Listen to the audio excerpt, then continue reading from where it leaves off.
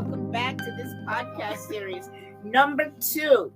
I am Leslie Luar Brown, the host of this podcast. Today we have again Soli, who's with us. We have Jean, we have Brianda, and we have Bonnie today with us.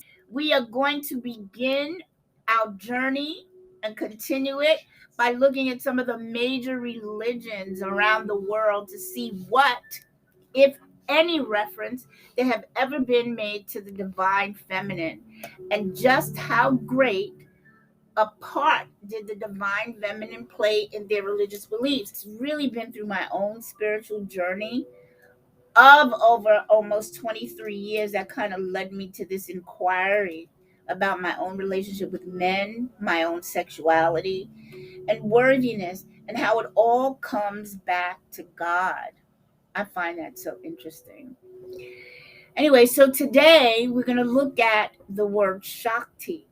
It's Hinduism. And the definition of Shakti is the dynamic energy responsible for creation, maintenance, and or the destruction of the universe. The word itself means power, and it is the active part of the Godhead. Second one, it is identified as female because it is responsible for creation, as mothers are responsible for birth. And the Shakti can be personified as the following. In Hinduism, they put everything into goddesses. So there are different aspects of Shakti, okay? And they're all part of this power. So one aspect is called Uma, and Uma is the gentle and benevolent aspect of Shakti. She is the consort of Shiva, or the male counterpart. Then you have Kali. Kali, the terrifying force destroying evil. That's who she is. And then you have Durga, the warrior who conquers the forces that threaten the stability of the universe. Okay, I like Durga. You like Durga? Yeah, that's the one who kicks butt. I'm going to open up the panel of discussion. I'm going to put these questions out there. The first question is, how does the idea of having multiple deities to worship fit into your religious beliefs? Anybody ready to take that on? Well, I mean, frankly, it sort of makes sense if you look at it. And I think about native peoples and how they give thanks to different aspects of nature and the elements on the earth. That's, kind of being able to thank these different elements that provide us with life. That makes sense, buddy. Quite frankly, I think I love this section of the religious because I don't think that they were ashamed of sex. They literally have carvings all over India of some of the most major. It's like, if you don't know how to have sex or have no positions, you've not been looking at these sculptures your whole life. That is amazing, Factual. isn't it? And here you have this culture that kind of thought sex was okay. Well, it's hidden. I mean, I remember reading a book and like covering it with a magazine cover, right? To, because it's a private page. And all those people who had the Playboy, and I'm sure they covered the cover of the Playboy, walking around thinking they're reading something professional. No, you're reading Playboy. We know. Do they still make Playboy? Yes. But they Thank used to you, make a Playboy. Playgirl. But didn't they make a Playgirl? They used to have a Playgirl Yes. book. That one went out of fashion. Yeah, I think Yeah, so. they did. They did. Not as interesting. Not as. Yeah. So anybody else? What else? This is a question again. How does the idea of having multiple deities to worship fit into your religious beliefs? Thank you, Bonnie. Well, I'm a little stuck on that one. I mean, I would like to, but I'm still kind of in that mindset of dealing with just one. I mean, I can acknowledge them. Mhm. I think it makes sense because I think they're all personifications of some aspect of God, of the divine, masculine and feminine. But when it comes time for me right now, when it comes time to pray, I would still do it the way I've been doing it. Father, Mother, God. That's how I feel about it. Okay, I would that's like to. fine. I tried. Even when I got on this journey and and got acquainted with even Mary Magdalene, I wouldn't. I thought about trying to because some of these books will tell you, you can pray to her and this and that and the other, and you probably can, but I got that old setup in there, so I'm still going to Jesus. You were a good student, Gene. Good student. Well, it's Those honest. instructions were explicit.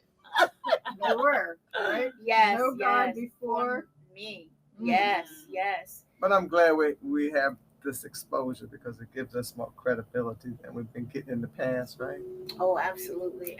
I could appreciate the breakdown of the, like you said, of the different aspects of God, but I don't worship those aspects. It'll always just be one for me because it's the same. Yeah. So I'm not gonna worship this just one part. Right. Yeah. Yeah. And I don't feel like I worship too. Even that word is a little weird for me. Interesting. Yeah. We should look up that word because now I'm like, what does it mean? Isn't it funny how right? you use words and you think you know what they mean? Yeah. And sometimes you look them up, they don't. Sometimes they don't quite mean what you've been thinking. What you think they Yeah. mean or anything like that. Okay, I'm gonna look up this word. What does it mean to worship? Yeah. Great question. Exactly, because I always think about having reverence for something. I'm sure that has a part, that partly has to do with worship. But for some people, worshiping also has to do with fear of it too, and for me there's no fear. I don't feel like that aligns with everything else, like when I think about if God is love and God is the all, right? Fear seems such a small kind of like deviation from that, Everything. Yeah, from that everything. So why am I fearing that which I'm trying to encompass and have in my life and in my being, right? So the word worship, the feeling or expression of reverence and adoration for a deity, the worship of God. Okay. Was that from the dictionary? So this has to do with a deity because when I think of worship, I think, I worship my father, I worship my mother. It does. You know what it is? I think traditionally it does, but but it doesn't have to, right? Like it can translate to anything. Just how is that a movie, Love and Other Drugs, or a book or something? I don't know. I've never. But just the idea of being addicted to something that's not a substance, right? You know how you have addictions to things, to ways of being. You can worship non-deities. Are you writing this book? Here's another one they say. What is the true definition of worship? Reverence offered a divine being or supernatural power also. Even though those things are talking about deities and something, I think people can worship people too. Yeah, other that's what I'm senses. saying. Right. It translates because if you think about what it means to worship and you can revere things that are not, Right. It's religious figures, deities, goddesses. I don't know. I'm kind of with you, though, Jean, in terms of one, because I just, especially with where we are now, everything is one, and really trying to understand that we are all one consciousness and we are all one thing. So it's just aspects of the same one thing. So I tend to feel the same way if I'm gonna worship. And with this place that we are now, really understanding where that one resides within you, that becomes a whole nother thing. So where do you worship? Who do you worship? How do you worship? Because it's nothing outside of you to worship. It's all inside of you. So that even looks totally different than when they used to have us worshiping the God in the church, or the statue in the church. It's a very different look right now. That's major. The statue. No, not even the statues, but just acknowledging that it's all within you and not something outside of you. I've had conversations with children, right, middle school aged, and their answers have all been like, when I ask them, "Where's God?" Right, my first question is, "Have you been introduced to God or anything?" And they all say yes. And then when I ask them, "Well, where is God? Where do you find God? Like, is God within? Is God out? You know?" And they're like, "Oh yeah, God is outside." Like, all of them have answered that.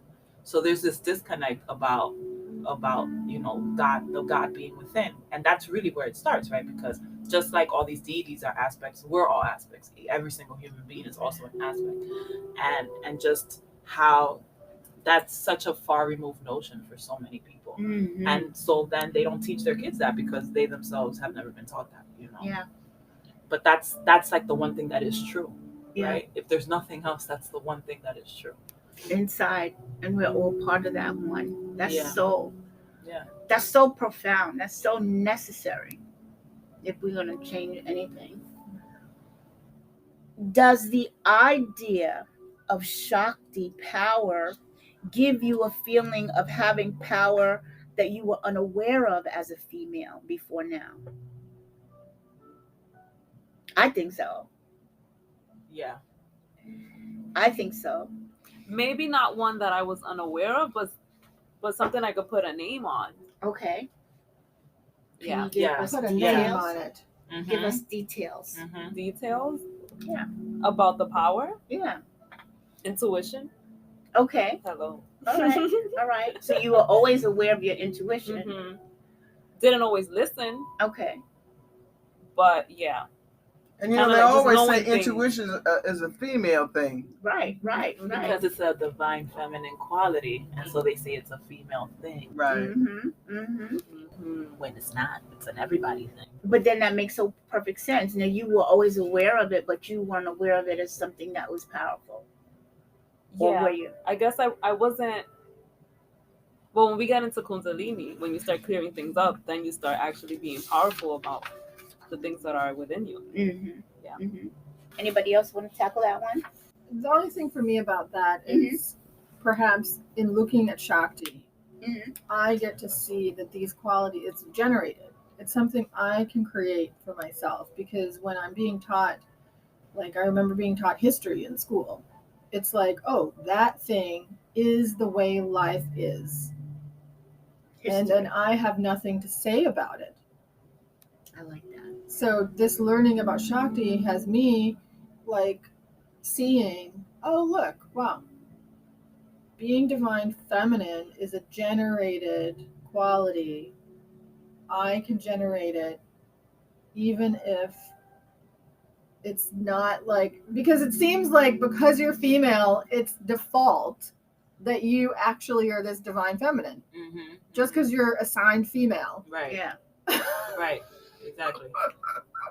But now, so all the places where I don't perhaps acknowledge or am connected to this divine feminine in me, I can generate that if I want. through the idea of the Shakti. Yes. Yeah, through the idea of the power. Yeah. And Interesting. something that I'm thinking about too now is because the breakdown that you gave before, Leslie, with the Kali and Durga, how I like that it's how destruction is included with creation. Yes. Because I feel like it makes me think about now in these last few years, I try to get away from assigning anything good or bad. And so when you think about creation and destruction, you think, oh, destruction bad, creation good, but there's some things that just need to be destroyed. You know what I mean? And there's some things that I wish were never created, right? Let's be real. Yes. So so destruction is so necessary, and it's not a necessary evil. It's just a necessary process, and it's necessary to creation. Like it goes. It's just like how divine feminine and masculine balance each other out. Creation, destruction, they balance each other out. And so I like how Shakti is encompassing of both. Both. Right. That's so very true. Because you can't create without destruction, right? So even when you think about the earth and you think about the fires that are going on in California, and everybody is saying this is but do you know that that's part of the destruction so that it can rebirth itself?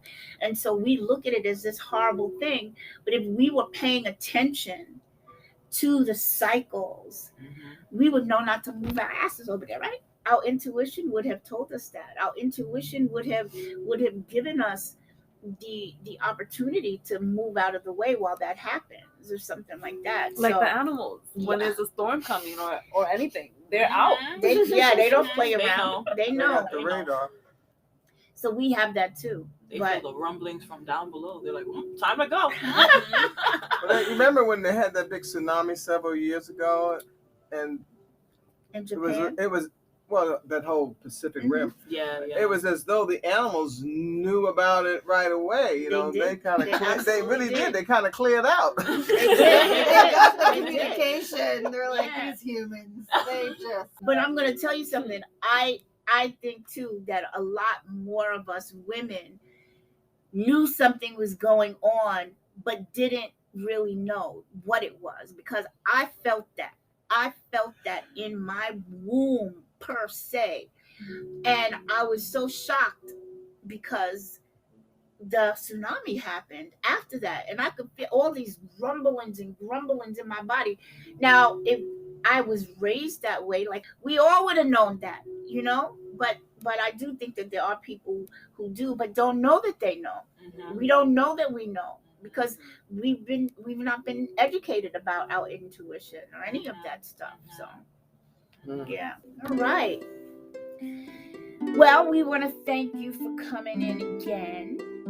And please stay tuned. Come back. We're going to put out another one, and we're going to discuss another aspect of the divine feminine. Okay, ladies, let's say goodnight. Bye. Or good evening, good morning, wherever you are. Right? All the love. All the love.